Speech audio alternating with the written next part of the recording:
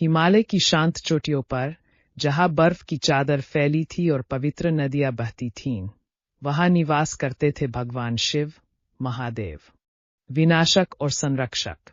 उनके तप और ध्यान की गूंज उस पवित्र भूमि में गूंजती रहती थी।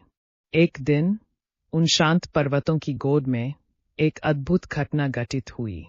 पर हिमाचल के राजा हिमवान की कन्या, एक सुंदर और भक्तिपूर्ण देवी, शिव के प्रेम में डूब गई। उनका हृदय शिव के प्रति अगाध प्रेम से भर गया था। पार्वती ने शिव को पाने के लिए कठोर तपस्या की। बर्फ से ढके पहाड़ों पर, कठोर ठंड में, वर्षों तक उन्होंने तपस्या की, बिना किसी भोजन और आराम के। उनकी भक्ति इतनी गहन थी कि देवता भी चकित रह गए। शिव ने उनकी तपस्या की परीक्षा ली। उन्हें कई कठिनाइयों और चुनौतियों का सामना करना पड़ा, लेकिन पार्वती अडिग रहीं। उनके प्रेम की ज्वाला कभी मद्धम नहीं हुई। एक दिन, शिव पार्वती के तपस्या स्थल पर पहुंचे, एक साधारण साधु के रूप में। उन्होंने पार्वती की भक्ति और दृढ़ता को देखा और उनकी परीक्षा ली।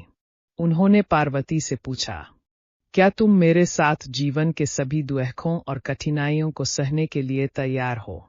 क्या तुम्हारा प्रेम इतना दृढ़ है कि यह किसी भी परीक्षा को पार कर सके? पार्वती ने बिना किसी हिचकिचाहट के उत्तर दिया, हे महादेव, मेरा प्रेम आपसे अटूट है। मैं आपके साथ जीवन के हर दुख और कठिनाई को सहने के लिए तैयार हूँ। मेरे लिए आपसे मिलन ही सब कुछ है।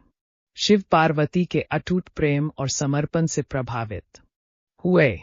उन्होंने पार्वती का हाथ थामा और उनके प्रेम का स्वीकार किया। उनका विवाह एक अद्भुत और दिव्य घटना थी। देवता और पार्वती के कोमल और भक्तिपूर्ण प्रेम का इस मिलन से ब्रह्मांड में एक नई शक्ति का उदय हुआ, एक शक्ति जो प्रेम, समर्पण और सामंजस्य का प्रतीक थी। शिव और पार्वती का प्रेम एक दिव्य प्रेम गाथा बन गया, जो सदियों से लोगों को प्रेरणा देता है और प्रेम की सच्ची शक्ति को दोहराया। उनका मिलन अमर, अग्नि और बर्फ के मिलन का एक अद्भुत प्रतीक जो सदैव प्रेम और एकता का प्रतीक रहेगा।